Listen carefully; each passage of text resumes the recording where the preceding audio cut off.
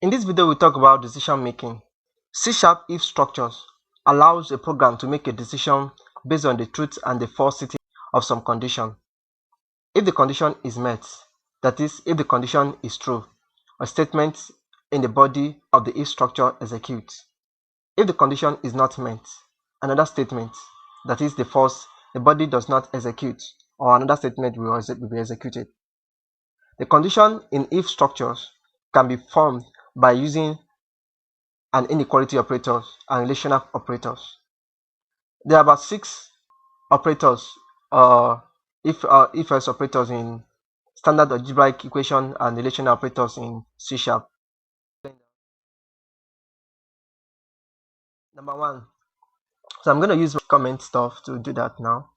I will Control C, go back to code, Control V, and here should have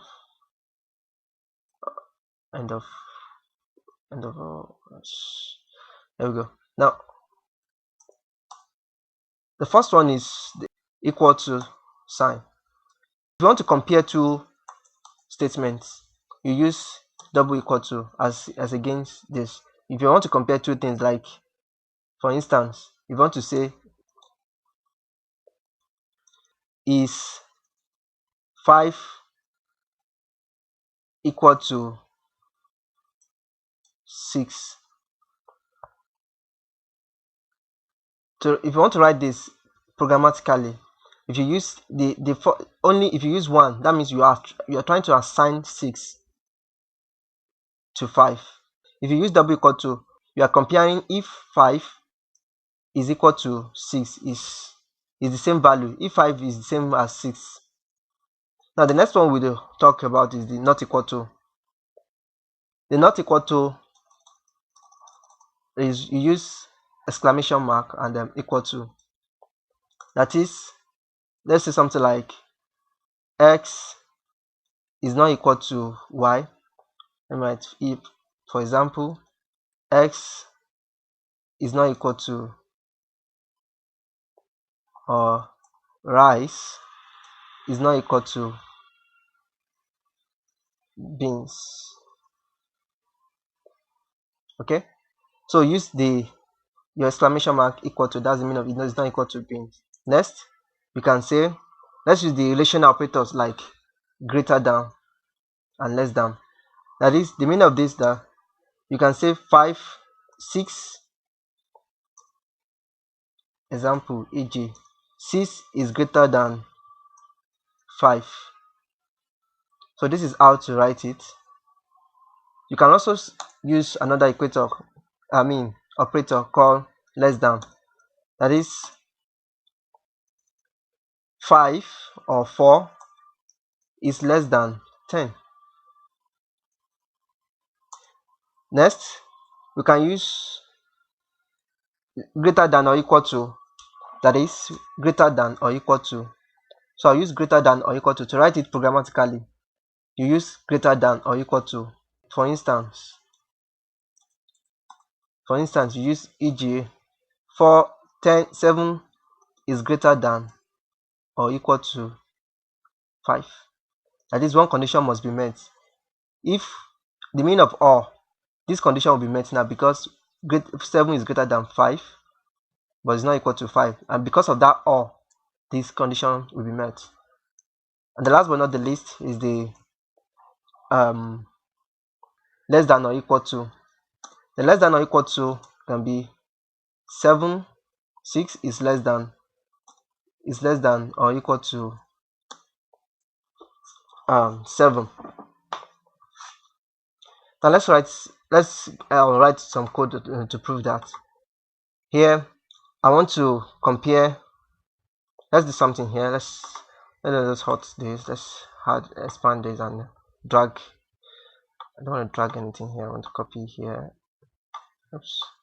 I want to copy this and drag it here, and copy this as well. Drag it here. Copy it. I can copy this and place it here,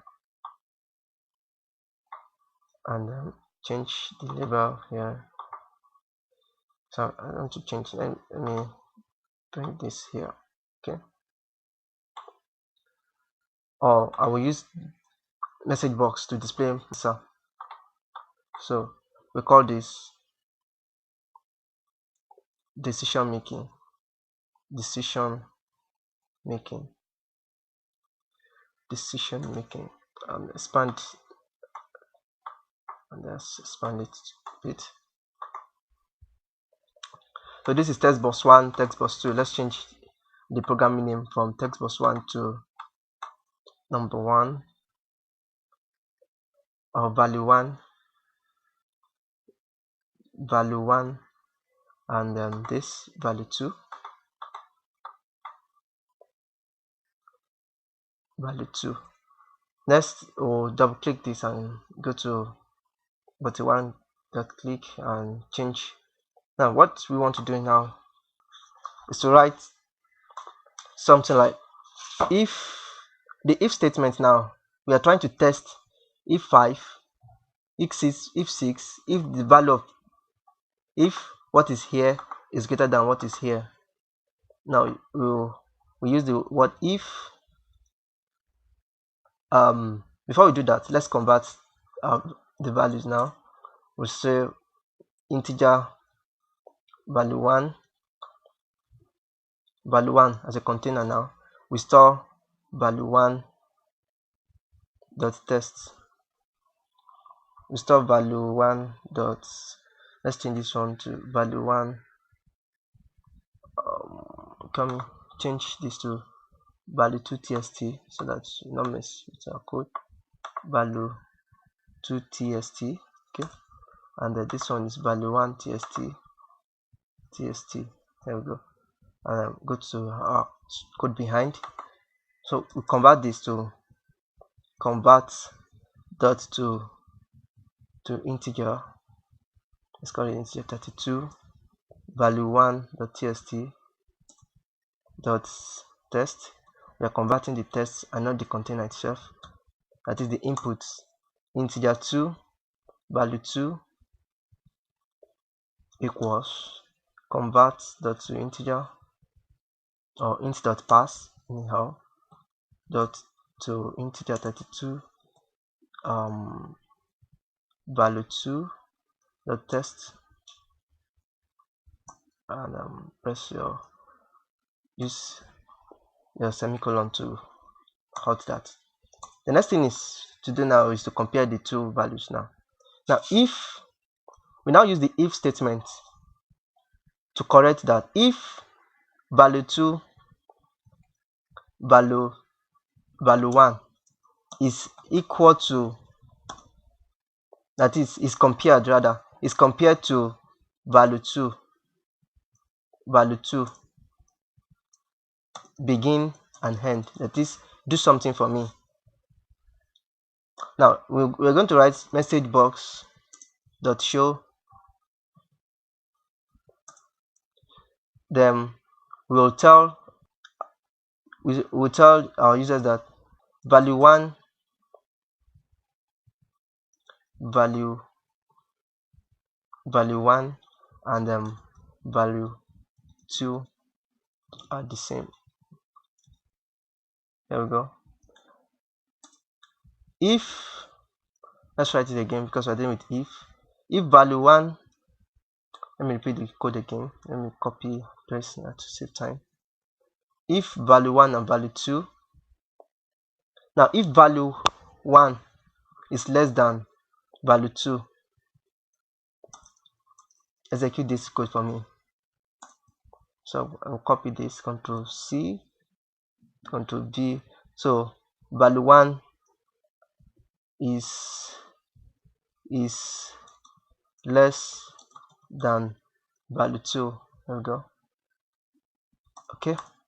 Next, let's copy this again. Control C, Control V, and if value 2 is greater than value 1, so we'll say value 1 is greater than value 2, and save our projects and run this application now. Here we go. Now I'm going to put 10 here and 10 here. Notice what happened. Value 1 and value 2 are the same, and here if I make it 9 or 8, the next one, value 1 is greater than value 2. Of course, value 1, the first number, is greater than value second number. I make this one 12 now. Value 1 is less than value 2.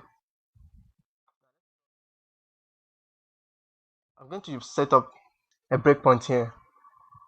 I'll click the gray area here to set a breakpoint and go back to my code and see how the flow of the code.